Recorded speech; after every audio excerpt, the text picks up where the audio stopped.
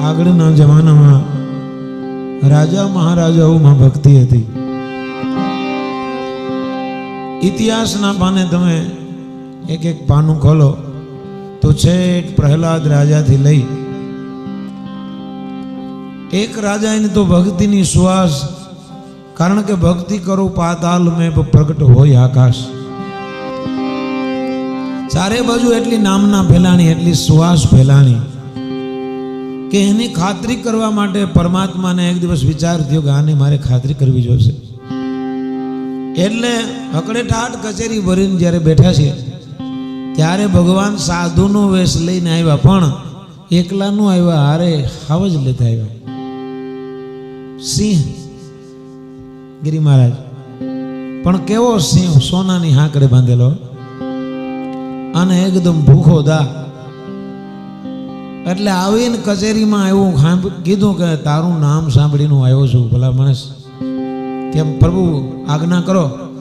કે બસ મારે કાંઈ જોતું નથી, તો આ મારી હારે સિંહ છે ને એને ભૂખ લાગી છે.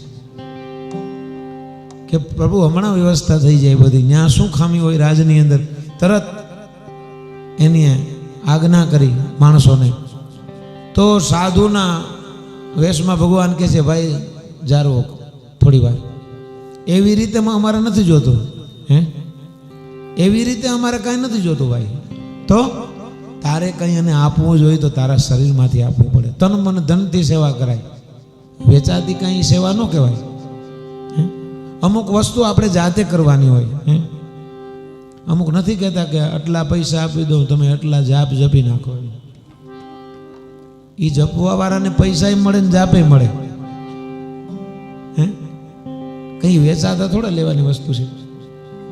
એ તો આપણે કરવી જોઈએ. આરતી રાજાભાઈ, હવે માણસોને તાણથી ઇલેક્ટ્રિકના નગારા આવી ગયા. નકર એ આપણે વગાડો, એમાં તો દાંડિયું જતી લેતા છોકરા વગાડવા માટે.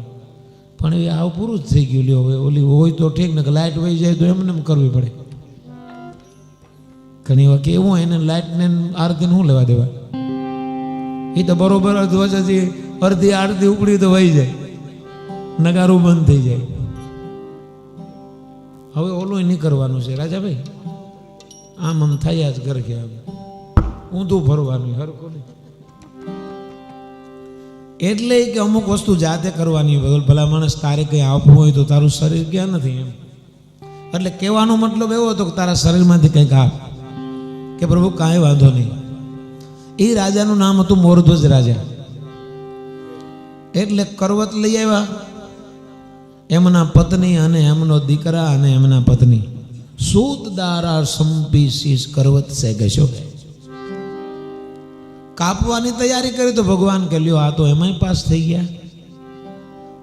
જારો જારો ભાઈ, જો મારી એક શરત છે, તમને કંઈ તકલીફ થાય, તમને કંઈ દુઃખ હોય તો એવું કલ્પાયેલું દાન અમે નથી લેતા. ધરાર પુરી બાપુ ગોરક્ષનાથ બાપાએ કીધું છે કે સહજ મિલાશો દૂધ બરાબર, માગ લીયાશો પાણી.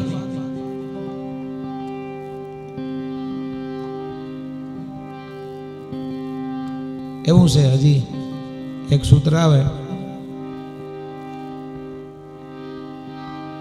રગત બરાબર ઓર ગોરખ બોલ્યા વાની.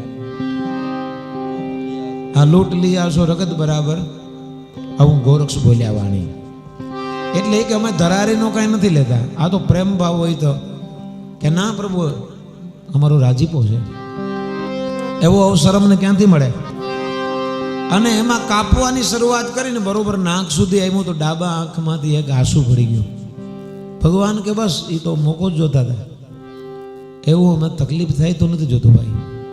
તો એટલી બધી કષ્ટી છે, એટલી બધી તકલીફ છે, છતાં જો આનું નામ ધીરજ કહેવાય, આનું નામ ભક્તિ કહેવાય. શાંતિથી જવાબ કેવો આપ્યો કે પ્રભુ કાંઈ દુઃખનું આંસુ નથી, તકલીફમાં ભક્તિની ખબર પડે. નહીંતર તો એક ભાઈ એક મહાત્માને જમવાનું કહેવાય ગયા કે બાપુ અમારા ઘરે જમવા પધારો ને. કે હું આવીશ થોડાક દિવસ પછી. નહીં બાપુ બહુ પ્રેમ છે, તમે જલ્દી આવો. કે જા હું કાલે આવીશ. તમારા માટે બાપુ શું બનાવીએ? કે બસ મૂકી દાલ બનાવો, રોટી બનાવો, દૂધ છાશ. હા, તો બીજા દિવસે બરોબર તૈયાર કરીને આવ્યો દોડા દોડ. બાપુ હાલો જમવા બધું કે થઈ ગયું બધું કે બાપુ કમ્પ્લીટ વેરી ધર ક્યાં બનાયા બાપુ કાલે તમને પૂછી ગયો તો ને દાળ रोटी दूध छाछ बापू के ऐसे करो एक बैगन का शाक और बनाओ तो कि बापू काले हूँ पूछी गयो तो बनी गयो छो कोई बात नहीं और एक बटा दो ने एम माथा कूटते कि ना पाड़ी दीधું કે નથી જમવાનું ખાલી એક શાક બાપુએ વધાર્યું તો એમાં ડખો થઈ ગયો અને આ નાક સુધી કપાઈ ગયું છે તો એમ કહે છે કે કોઈ દુઃખનું આંસુ નથી દુઃખ ખાલી એટલું છે ડાબા આંગણે કે હું કેવું કમનસીબ કહેવાઉં ને તું કેવું ભાગ્યશાળી છે બસ એટલું સાંભળ્યા પછી તો ત્રિલોકનો નાથ ઘી જેમ પીગળી ગયા અને એવું કીધું કે ધન્ય છે તારી ભક્તિને મોરધ્વજ આવી ભક્તિ મિનળ